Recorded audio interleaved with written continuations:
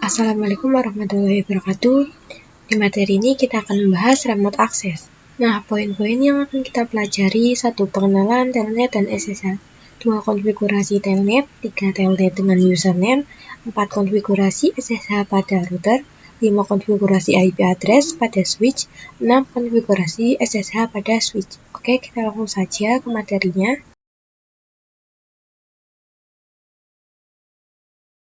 Yang kalian ketahui bahwa kabel untuk meremote atau kabel serial yang bisa digunakan untuk meremote itu biasanya berwarna biru, yaitu yang serial konsol.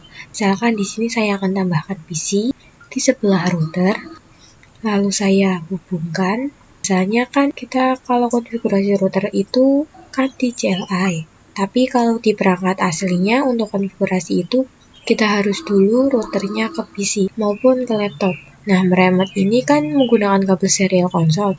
Masalahnya kabel konsol itu tidak terlalu panjang. Jadi, kalau misal ada router di daerah A dan kita ingin meremote dari daerah B. Daerah B itu di luar kota. Itu bagaimana? Kita remote-nya, maka dari itu di sini ada yang namanya telnet dan SSH. Di mana ini digunakan untuk bisa meremote dari jarak jauh tanpa menggunakan kabel konsol.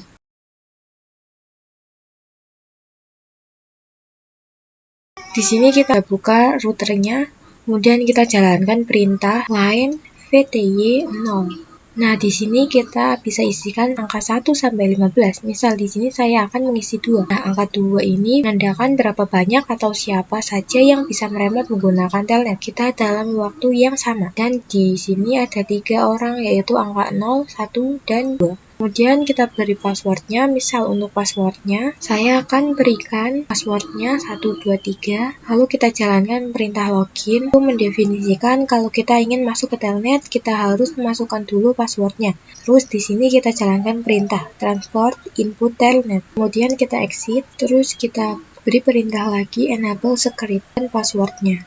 Nah, jadi ini maksudnya adalah jika kita ingin masuk ke mode enable atau kita mau ke global configuration, kita nanti akan dimintai passwordnya. Setelah itu kita bisa coba menguji. Misal di sini saya remote dari PC 2. Pastikan sudah mendapatkan IP DHCP ya. Kita pergi ke telnet dan SSH. Lalu kita ganti telnet. Untuk IP-nya di sini kita tambahkan 10.10.10 karena ini VLAN 10. Nah, di sini kita disuruh memasukkan passwordnya. Kita beri yang tadi 123, sudah berhasil meremote. Kemudian kita bisa masuk ke enable. Nah, di sini dimintai passwordnya karena tadi kita sudah pasang enable script. Oke, kita sudah berhasil meremote router dari PC.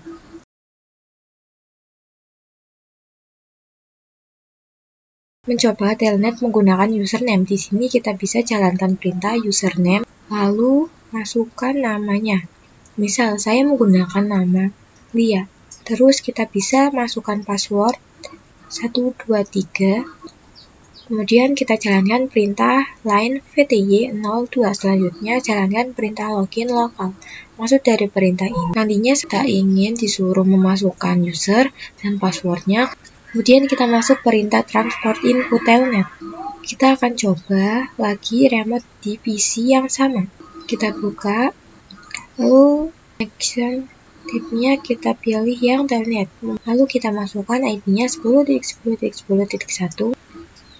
Nah, di sini kita disuruh memasukkan username, lalu masukkan. Nah, kita masukkan passwordnya, dan di sini kita sudah bisa meremote telnet menggunakan username.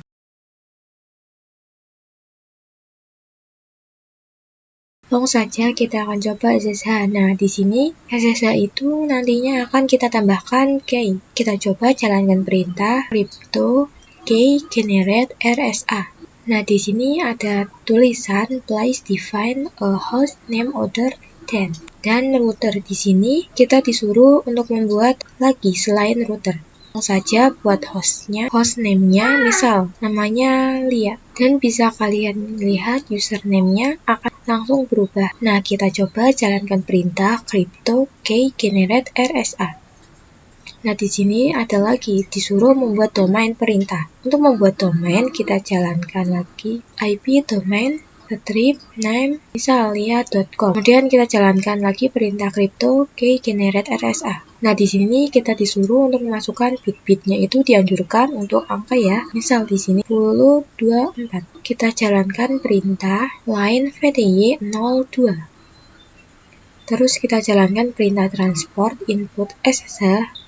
Oke, kemudian kita coba remote PC-nya, lalu telnet SSH connection-nya yaitu SSH. Hostname-nya 10.10.10.1 dan untuk username-nya tadi punya saya yaitu Lia. Kita konekkan. Nah, di sini kita sudah langsung disuruh untuk memasukkan passwordnya. Jika sudah, kita sudah berhasil meremote di PC menggunakan SSH. Kita akan mengkonfigurasi IP pada switch. Jika kita sudah mengkonfigurasi IP router ataupun di PC, sekarang kita akan coba mengkonfigurasi IP di switch. Kita masuk ke mode interface VLAN 10. Kita tambahkan IP, misal IP-nya 10.10.10.35. Lalu subnet masknya 255.0. Selanjutnya kita akan memasukkan gateway-nya dengan perintah IP default gateway 2.1. Untuk melihatnya, kita bisa do show IP interface brief. Nah, di VLAN 10 ini sudah ada IP-nya ya. Lalu kita akan coba yang VLAN 20. Kita bisa masuk ke interface VLAN 20. Kemudian kita kasih IP-nya 20.20.20.35. Subnet masknya 255.255.255.0. Lalu gateway-nya 20.20.20.1. Kemudian kita coba lihat do show interface brief. Dan di sini sudah ada ya.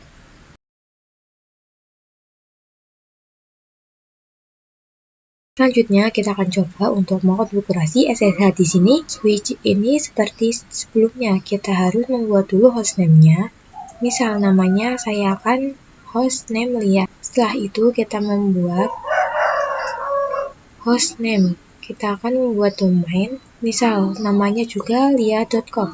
Terus kita jalankan perintah crypto keyGenerate RSA. Nah, di sini disuruh memasukkan untuk bitnya. Kemudian kita buat username-nya dan password-nya. Username-nya saya akan namakan Lia, password-nya 123. Baru kita jalankan perintah line VTY 02. Kemudian kita jalankan perintah transport input SSH. Kita jalankan lagi perintah login.